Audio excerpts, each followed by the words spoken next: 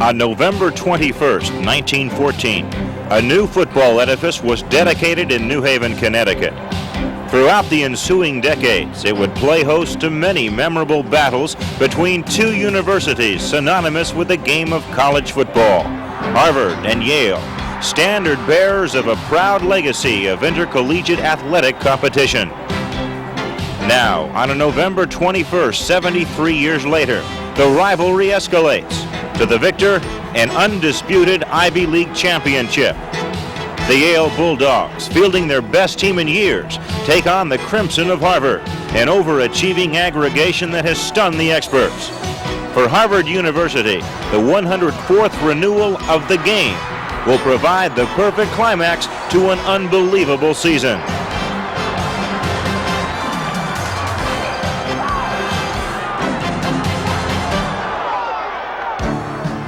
His name is Joe Restic. For 17 years, he has guided Crimson football fortunes with the sure hand of a master. In 1987, preseason prognostications had divined that his young team was headed straight to oblivion. However, skeptics were forced to reassess their opinions when Harvard impressed early.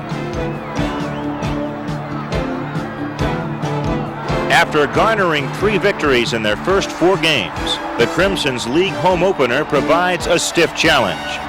The Big Green of Dartmouth is determined to stifle Harvard's scoring machine, but Joe Restic's multiplex offense is in rare form today. From the first quarter, the issue is never in doubt. On both sides of the football, the hometown heroes completely dominate the action. On this day, the Big Green offense would not be a factor. Limited to just a field goal, Dartmouth is dazzled by a balanced Crimson attack that nets almost 500 yards in total offense.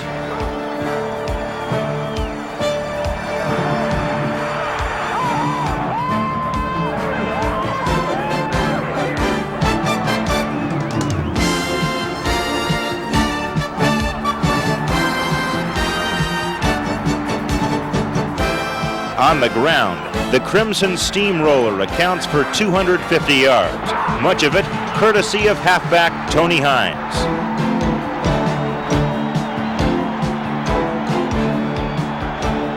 Quarterback Tom Yohe's 16 completions include 3 touchdowns, including this toss to a wide-open Bob Blatz. Final score, 42-3. With an offense averaging over 30 points a game, Harvard has won 4 of their first 5. This team is definitely for real. In 1987, Harvard's Tom Yohe was the field general of an offense that set new standards for Joe Restic's famed multiplex. Every time the ball was snapped, the end zone was just seconds away. Yohe's pinpoint passing, coupled with an amazing ability to scramble, enabled Harvard to move the ball seemingly at will against every conceivable defense. The talented junior set single-season school records for total offense, passing yardage, completions, and touchdowns. With 1 year remaining, the team's MVP has already established himself as Harvard's all-time leading passer. And speaking of great performances, let's not forget Mr. Yohe's favorite target, the ubiquitous number 80. As a junior, Brian Behringer caught a grand total of 3 passes. In his senior campaign, he caught 49, second best in school history. Number 26, Bob Blatz, averaged over 17 yards a catch. And when Yohe needed a big completion, chances were that fullback Dave Bunning was somewhere in the area. Yohe's soft touch and tight end Ken Lucas's soft hands formed an unbeatable combination, as number 88 joined both Yohe and Behringer on the All-Ivy team.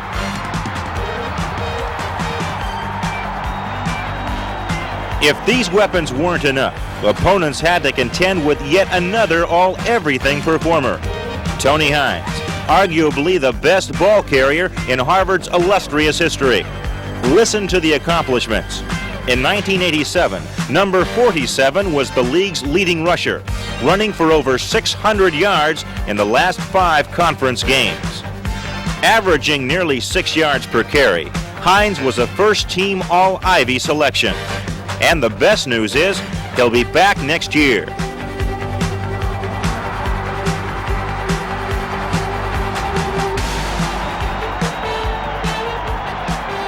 When Harvard needed the tough inside yardage, fullback Dave Bunning was ready and waiting.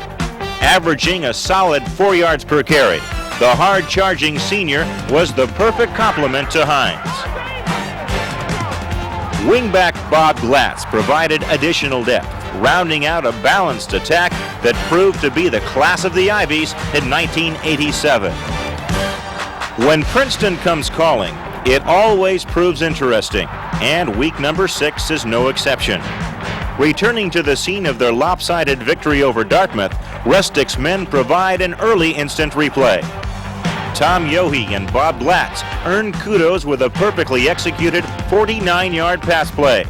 Meanwhile, Princeton's vaunted offense is forced to deal with a murderous Harvard pass rush.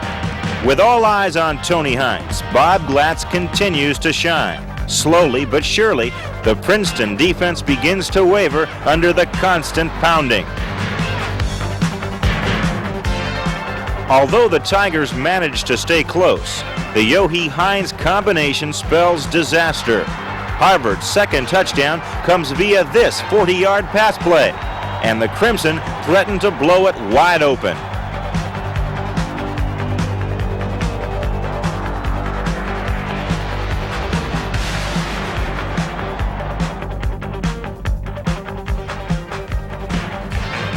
Later in the third period, a successful pass play sets up a 4th and 1 on the Tiger 30.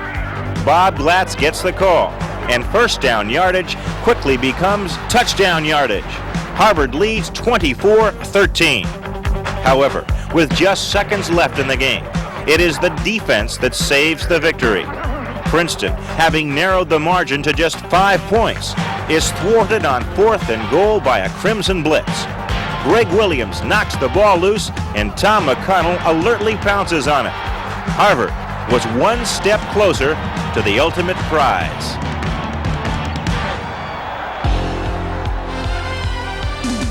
Three weeks later, Harvard kicks off to Penn in a crucial late-season matchup. A win today sets up a last-game showdown with Yale. But this week, the road to New Haven passes through Pennsylvania. From the beginning, Harvard goes with its strengths, specifically Yohe and Hines, operating behind an offensive line anchored by Maurice Freelow, John Bartholomew, and Tony Consigli. Before the hapless Quakers know what hit them, they're down 21-zip, victims of an aerial circus the likes of which staid New England seldom sees.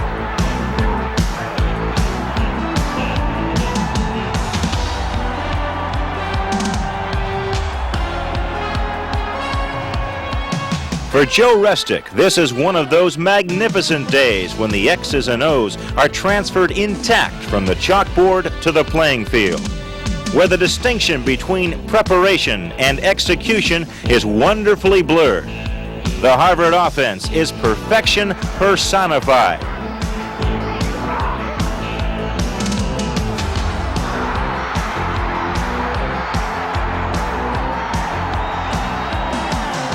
Penn's luck is little better from the offensive perspective.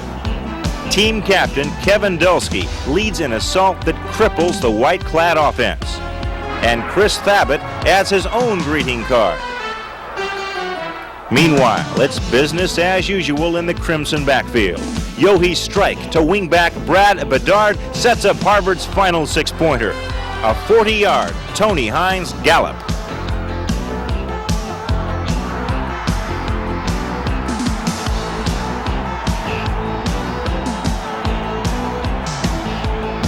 As the offense celebrates, the defense prepares to apply the finishing touches to a convincing performance.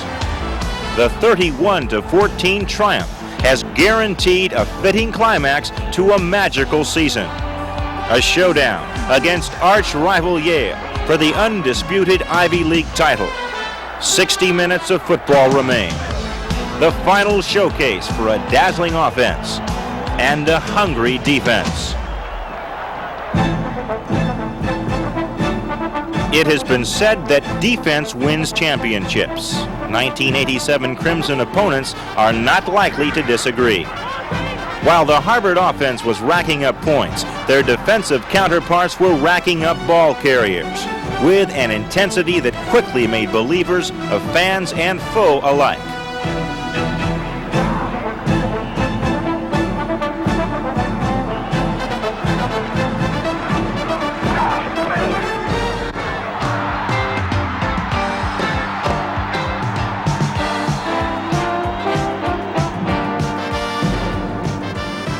Number 96, defensive end Kevin Dulski, led a charge that dominated the line of scrimmage. The second-team All-Leaguer was the leader of a line that recorded a school record 40 sacks.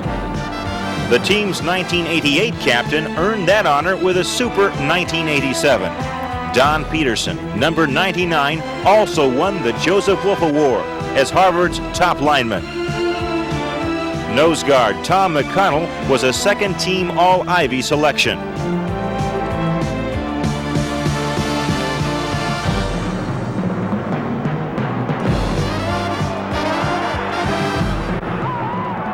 Number 93, defensive tackle Jim Bell, enjoyed a sensational junior campaign.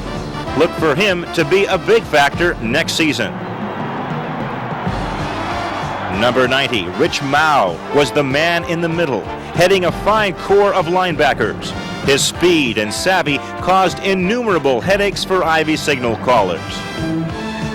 Chris Thabit wore number 45 and was a familiar sight in enemy backfields.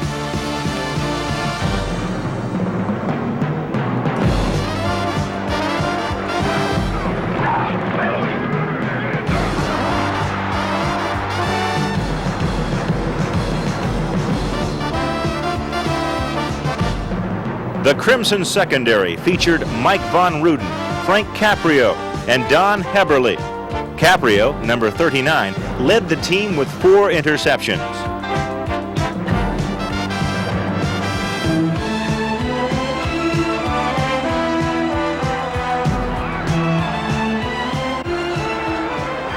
From the front line to the secondary, the 1987 Harvard defense was simply outstanding. They would face their ultimate challenge on a windy November afternoon. So here it is, Harvard-Yale, the 104th renewal of football's greatest rivalry. Blue skies belie the sub-zero temperature that permeates the stadium.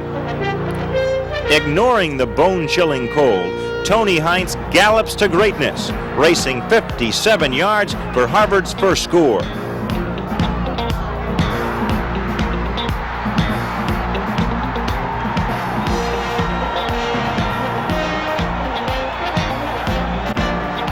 While Crimson partisans celebrate, the Harvard Brain Trust works to enlarge the advantage.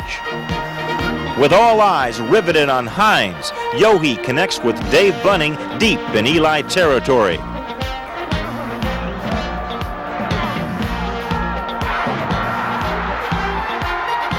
Moments later, the elusive Hines reappears, this time on the receiving end of a 19-yard TD toss. Now, as has been the case throughout 1987, the Harvard defense will attempt to slam the door shut. Yale battles back furiously, but trails by 4 late in the game. With less than 2 minutes left, Yale's Carm Koza watches his Chargers make one final effort.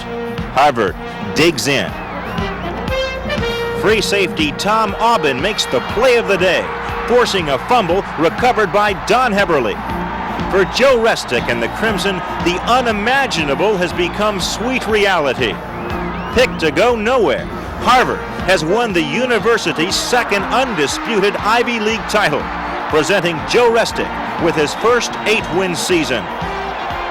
And next year, with a host of returning starters and some outstanding new prospects, Harvard figures to maintain its lofty status atop the Ivy League ranks. This is Harvard football. Champions.